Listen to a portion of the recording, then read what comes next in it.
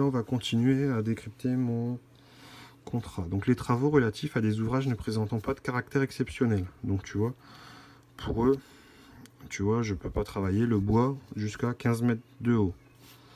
20 mètres pour le bois, la mêlée collée. Tu vois, donc dès que j'interviens sur des bâtiments comme ça, je pourrais plus, parce que mon contrat comment dire, m'assure plus. Donc tu vois, si je vais dans des bâtiments, dans une mob où il y a un porte-à-faux supérieur à 15 mètres ou 20 mètres pour du lamellé collé, je serai plus assuré si je dois percer ou traverser, je sais pas, les planchers ou la structure. Pour le béton, c'est 20 mètres, pour l'acier, c'est 25 mètres. Bon, moi, ça m'arrive pas, donc il n'y a pas de souci. Grande hauteur, donc je peux pas travailler dans les halls supérieurs à 35 mètres.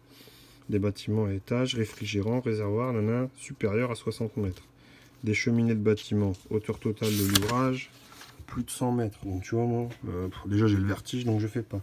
Je peux pas travailler sur les cuves, réservoirs, château d'eau, donc ça dépasse 2000 mètres cubes. 2000 mètres cubes, pas 2000 litres. Donc, tu vois, j'ai de la marge. Après, il y a les batteries de silo, c'est pareil, 5000 mètres cubes, je peux pas aller. Grande profondeur, voilà, pas besoin de te faire un dessin, je suis pas plongeur. Et des grandes longueurs, donc tu vois, dans les tunnels, les ouvrages de... Tu vois, tout ça, c'est des exclusions.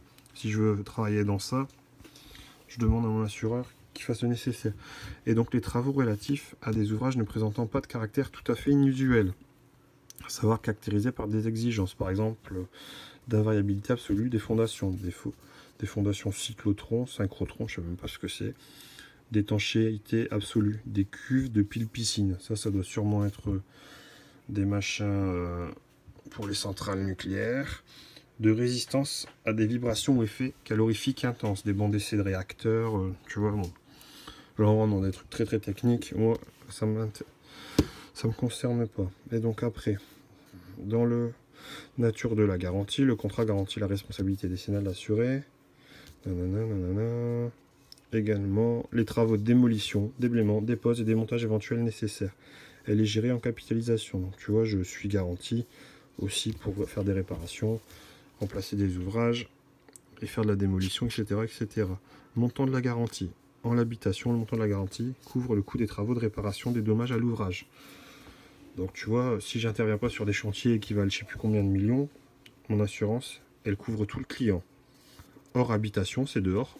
Le montant de la garantie couvre le coût des travaux de réparation des dommages à l'ouvrage dans la limite du coût total de construction déclaré par le maître d'œuvre et sans pouvoir être supérieur au montant prévu. Nanana.